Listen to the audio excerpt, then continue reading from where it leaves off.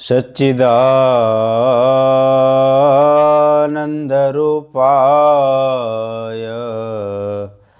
विश्वोत्पत्त्यादिहेतवे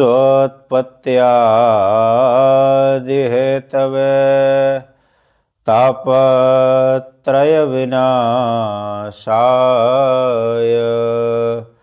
श्रीकृष्णाय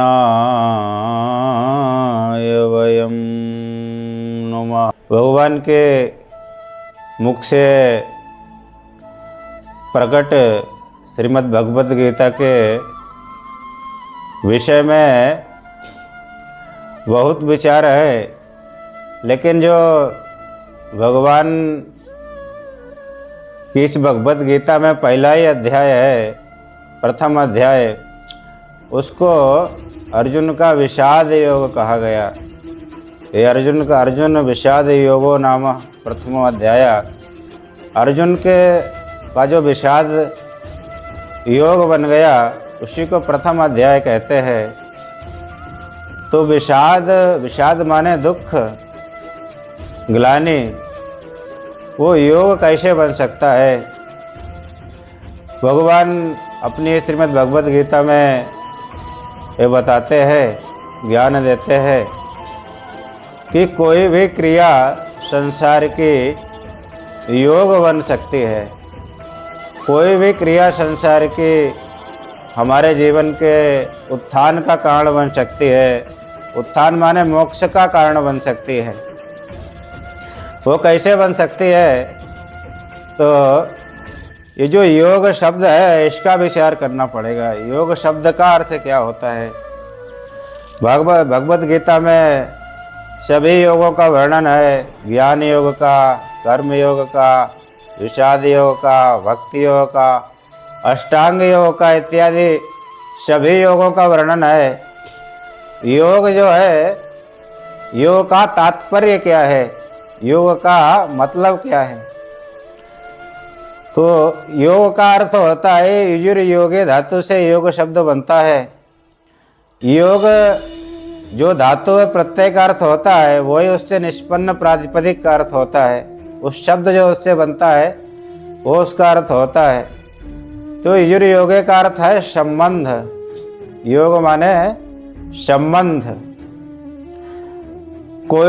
कोई भी संबंध भगवान के साथ में हो, किसी भी क्रिया का, जैसे अर्जुन का विषाद रूपी जो क्रिया थी, उसका जो दुख था, उसका संबंध किससे हो गया?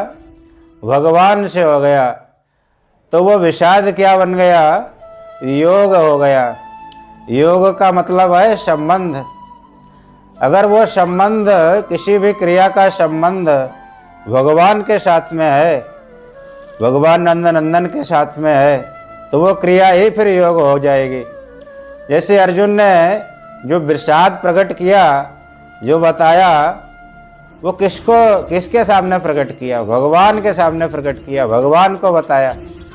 तो भगवान से उसे विषाद का संबंध हुआ कि नहीं? तो विषाद का संबंध जो भगवान के साथ में हुआ, उस विषाद का चिंतन जो भगवान के साथ में जुड़ा, तब वो विषाद ही नहीं रहा। विषाद तो यद्यपि दुख तो पतन का कारण माना गया, लेकिन जब भगवान के साथ में वही दुख जुड़ा, वही विषाद जुड़ा, अर्जुन की ग्लानि जो भगवान के साथ में उसका संबंध हुआ, तो वही क्या बन गया? योग बन गया। इसलिए अर्जुन के विषाद को विषाद न कह के, दुख न कह के, इसे योग का नाम दिया गया प्रथम अध्याय में, क्योंकि उसका संबंध भगवान के साथ जुड़ गया। उस विषाद का संबंध, अर्जुन के विषाद का संबंध भगवान के साथ में जुड़ गया, इसलिए वो योग हो गया और वो मोक्ष का कारण हो गया। इसी तरह संसार में जो भी क्रियाएं हैं, जो भी हम क्रिया करते हैं, यहाँ तक कि नहाना धोना, खाना पीना, अध्ययन करना, अध्यापन कराना, संसार में धंधा बिजनेस करना, जो भी ये क्रियाएं हैं संसार में, संसारिक क्रियाएं, इनका संबंध यदि हम भगवान से जोड़ दें तो ये भी सब योग हो जाएंगी। ये भी संसार में ले जाने वाली नहीं होंगी, फिर ये संसार से मोक्ष दिलाने वाली हो जाएंगी, संसार से कल्याण को प्रदान करने वाली हो जाएंगी। जैसे हम भोजन बनाते हैं उदाहरण के तौर पे, तो वो भोजन जो है उसमें सिर्फ भाव को ही बदलना है। भाव को बदलते ही वो क्या हो जाएगा, वो भोजन बनाना भी योग हो जाएगा।